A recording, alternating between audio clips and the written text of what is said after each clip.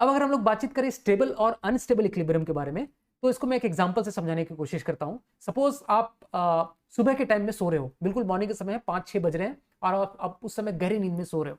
अब मैं जाके आपको अगर बेड से खींचता हूं मैं और थोड़ी दूर लाके छोड़ देता हूं, तो क्या होगा, आप वापस बेड में जाके गिर जाओगे। फिर मैं उठाऊंगा, आपको उठाने की कोशिश करूंगा, थोड़ा सा डिस्प्लेस करूंगा, तो वापस से आप अपने पोजीशन में गिर जाओगे। तो आपको वो जो पोजीशन है, वो पोजीशन काफी आनंद दे रहा है, काफी मजा आ रहा है, आपको उसी पोजीशन में रहना है, वो इक्विलिब्रियम पोजीशन आपको काफी आनंद दे रहा है। अब मैं दूसरा कंडीशन बताता हूं। सपोज आप थके हारे, बिल्कुल बहुत दौड़ धूप करके, खेल कूद के आप बिल्कुल बहुत थक चुके हो, रात में आए घर के सामने, घर में बेड के सामने खड़े हो।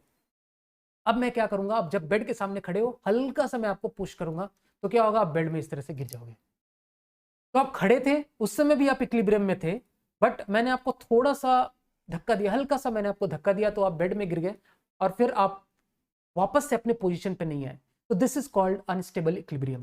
तो ये डिफरेंस होता है स्टेबल और अनस्टेबल में। स्टेबल इक्विलिब्रियम कैसा इक्विलिब्रियम होता है कि आप ऐसा इक्विलिब्रियम पोजीशन, नेट फोर्स तो दोनों कंडीशन में 0 होगा, बट ऐसा कंडीशन जिसमें आपको अगर इक्विलिब्रियम पोजीशन से थोड़ा सा डिस्प्लेस किया जाए, तो वापस से अगर आप इक्विलिब्रियम पोजीशन पे आ जाते हो, तो that is called stable equilibrium.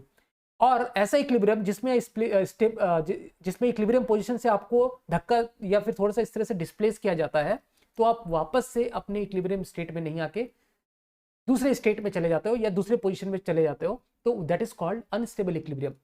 अब हम लोग इन डायपोल के केस में, जो कि एक यूनिफॉर्म इलेक्ट्रिक फील्ड में रखे हुए हैं, उनके केस में अगर हम लोग स्टेबल और अनस्टेबल इक्विलिब्रियम की बातचीत करें, तो हम लोग देखते हैं कि किस तरह से हम लोग उसको एनालिसिस कर सकते हैं।